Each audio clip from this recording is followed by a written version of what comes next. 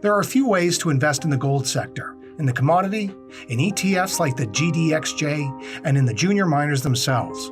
But the best way in terms of minimal downside and a whole lot of upside are royalty streaming companies. Basically, a royalty company is a specialized financier, funding cash-poor explorers and developers seeking to bring gold projects to the production stage. It then receives a royalty on whatever the project brings out of the ground, or an agreed-upon cut of the commodity produced. Royalty companies have the advantage of low risk as they can absorb the volatility in gold pricing. They are not subject to operational cost and additional development capital, resulting in very high margins. These companies produce more sales per employee than producers and developers. But more importantly, they also participate in exploration and development increase for free or no additional cost.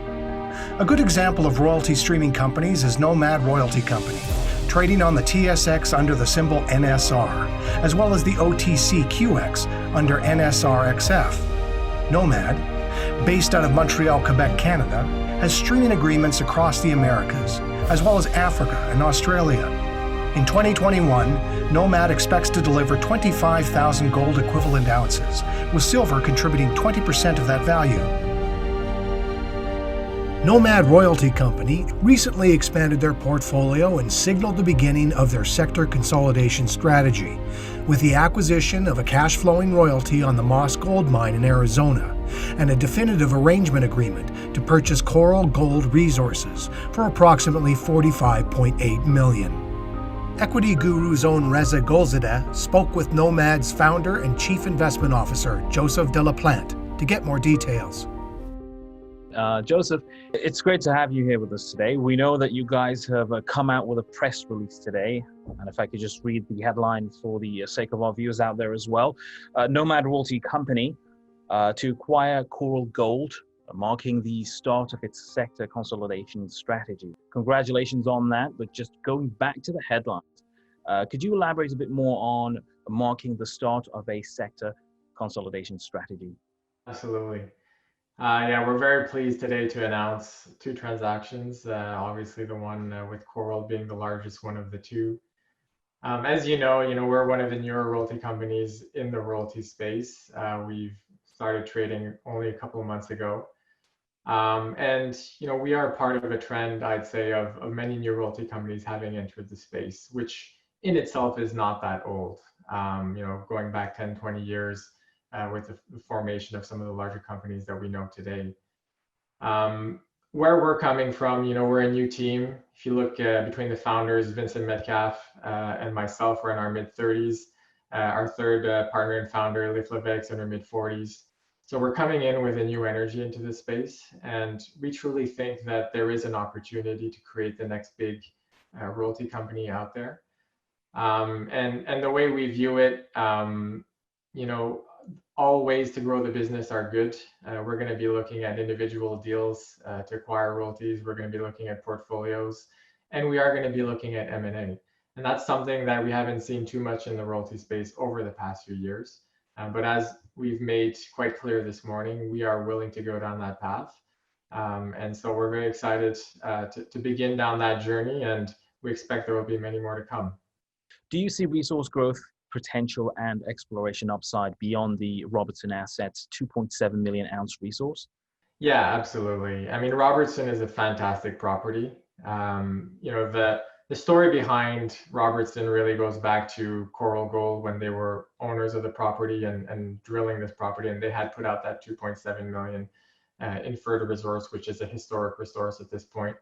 What we know is that since Coral sold that property to Barrick and retained the NSR, Barrick and now Nevada Gold Mines have been aggressively drilling the property.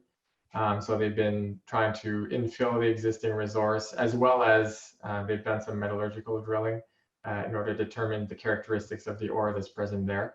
So we think that what we see now is just the beginning, and that's what excites us about adding this royalty to our portfolio. Not only is it in a great jurisdiction, it has that existing resource that is near surface that can form part of a near-term mine plan. But what's really exciting is that it does have the same characteristics that we see on some of the other major discoveries in the Cortez camp, which is one of the best mining camps in the world. it does present that possibility for some of those deeper discoveries that have been the source of some of the bigger deposits.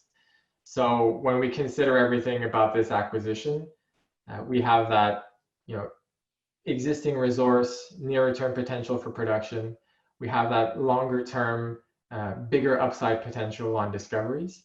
And it's worth mentioning as well a couple other features that we like about the royalty. There is a minimum advanced royalty payment that comes in 2025 if the property isn't producing by that point. And it's a sliding scale, which is important to note because at higher gold prices, the royalty rate increases, which is a very unique thing with royalties. So that adds further potential to compound those returns, as we are seeing in the current environment with the gold price going up and as this property approaches production. Today, you also announced the acquisition of a cash flowing royalty on the Moss Gold mine. Can you talk a bit about that asset and what attracted you to it? Yeah, absolutely. So this is, we're very excited about this royalty. It's a very different acquisition, similar location. It's in Arizona. The operator of Moss is Northern Vertex. It's a single asset operator. Nonetheless, the opportunity to acquire a cash flowing royalty on a mine in Arizona is not something that comes every day. So when we saw this opportunity, we moved pretty fast to seize it. And really what Moss is, it's a new mine. The operator has been working hard to put the mine into production, which it has done over the past couple of years. And now that they're up and running, they've been hitting milestone after milestone in terms of throughput in the crushing plant. They've had very good grade at the mine. And they're in a position now where they're beginning to drill and expand the resource. And so on top of the existing cash flow that comes from the mine, they are drilling the western and eastern extensions of the deposit. And that has us really excited because the way this royalty is structured, those extensions move on to higher royalty ground for our royalty. So whereas the current royalty pays about 1% NSR to Nomad, the future discoveries will be on 3% NSR ground. And so as the operator mines onto these new areas, our royalty deliveries will increase over time. So between a good jurisdiction, existing cash flow, amazing exploration potential, and again, a royalty that's increasing, this really was a no-brainer for us. And we're very happy to have that as part of the portfolio.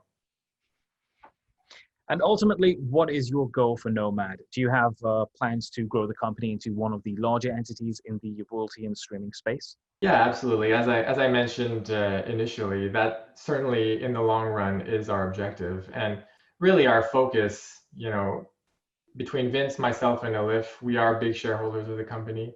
And as we've made pretty clear throughout all of our disclosure, we are taking our salary in shares for the first year.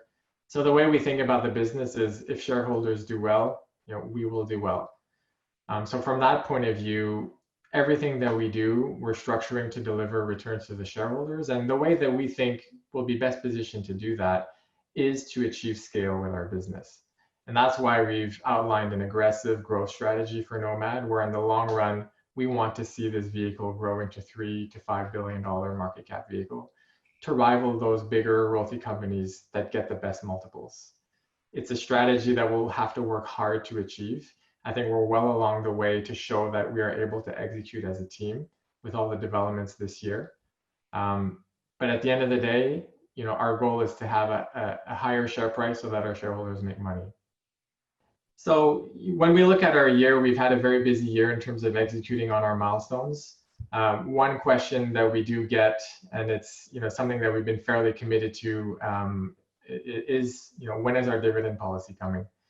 And so that's something that we're working hard towards. I can assure you, as shareholders of the company, we are just as eager to announce our dividend policy. So what we're telling investors is to stay tuned. Within the next few weeks or month, we will be announcing more news on that front. Well, thank you for that insight, Joseph. It's always great talking to you. Thank you very much.